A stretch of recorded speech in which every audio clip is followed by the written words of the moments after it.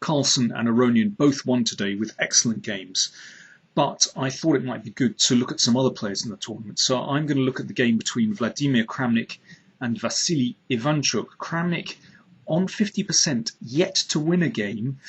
Ivanchuk at the bottom of the tournament, but of course you never know what to expect from him. Kramnik played his normal d4 and then instead of a Queen's Gambit with knight c3, he played his favourite Catalan variation.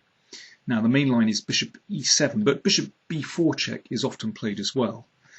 And the idea is, I mean, normally the bishop goes back to e7 here. And the idea is that you've slightly misplaced the bishop on d2, and usually it has to go out here instead of going to sometimes to b2. That's one of the ideas. But instead of bishop e7, the standard move here, Ivanchuk played the bishop back to d6, which is known, but it is slightly unusual. Okay, let's go on and see how this changes the situation. So standard development and queen c2 to protect the c pawn and also give a bit more control over the e4 square. Sometimes white would like to play knight c3 and e4, for example. And here, the most common move is rook d1. Of course, it's always good to put a rook opposite the queen. But who knows, maybe Kramnik didn't like knight e4, aiming for some kind of Dutch formation where maybe white's bishop is a little misplaced. But instead of this, Kramnik played knight c3. Now this is a more double-edged move, because of course black is able to take on c4. The idea of knight c3 is to be able to play, in the right circumstances, e4 quite quickly. So black took on c4. And now I should mention, what's the big idea behind bishop d6? I haven't got around to talking about that. Basically, in this situation, black wants to free himself with e5. The big problem, usually when you play any kind of Queen's Gambit type position with e6 and d5, is this bishop on c8. How do you develop it?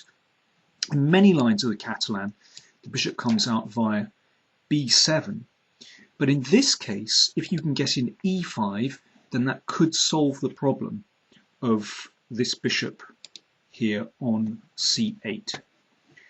And that's why Kramnik played rook fd1. This discourages e5. Well, let's see what happens if black actually plays e5 here. Basically, you can take and now play bishop f4, and with all these terrible pins, you can see that white is going to win material.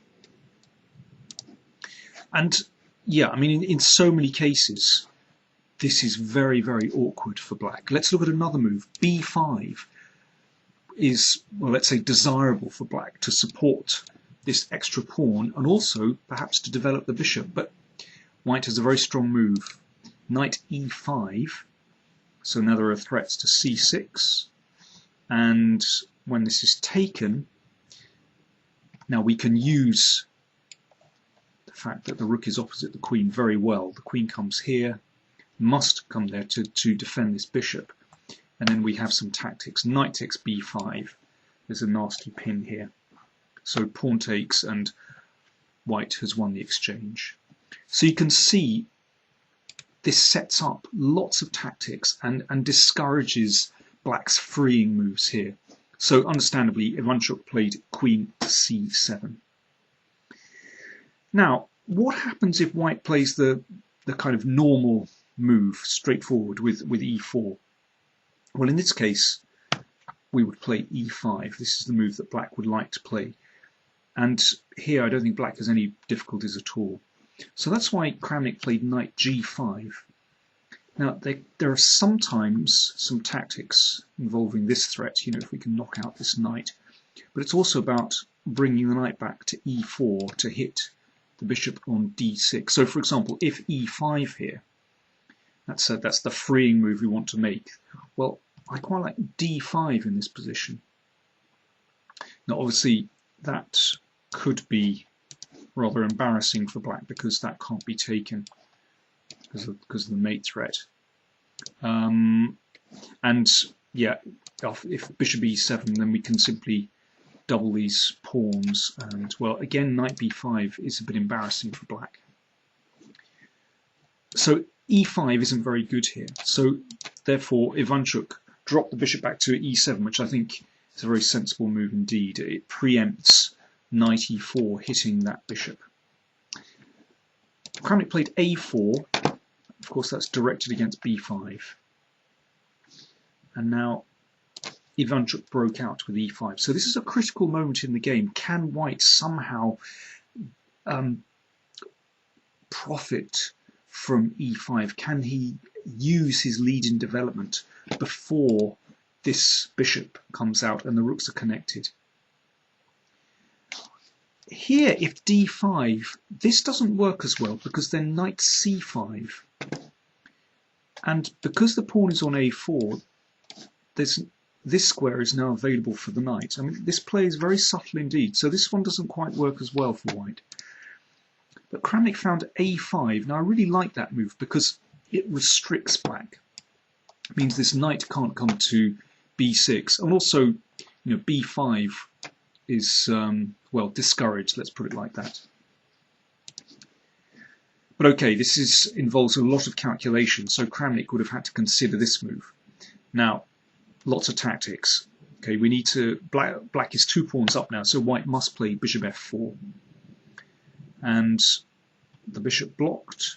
And here, if you exchange, then well, this results in a position where well, lots of pieces get exchanged. I mean, this is sort of virtually forced. So white wins all the pawns back, but you can see finally with this bishop developed, the rooks are connected, and you know the bishop can sit on d5. Black has no difficulties. But Kramnik played very creatively. Rook takes d4, and after bishop takes, rook takes f4. Now this rook looks slightly strange, sort of straying over to the king side. Well, we see Kramnik had a fascinating idea in mind. Okay, the knight got knocked back, and now Ivanchuk freed himself with b5, protecting the pawn. Okay, this got taken. Kramnik could play knight d4, which is a quieter way to play the position, but this is interesting. He really went for it here. You know, Kramnik is very ambitious.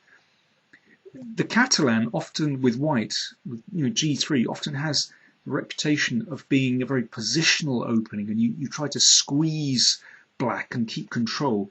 But Kramnik, very often, if you see his games with the Catalan, he's playing wild sacrifices, plays it really forcefully, and that's what happened here today.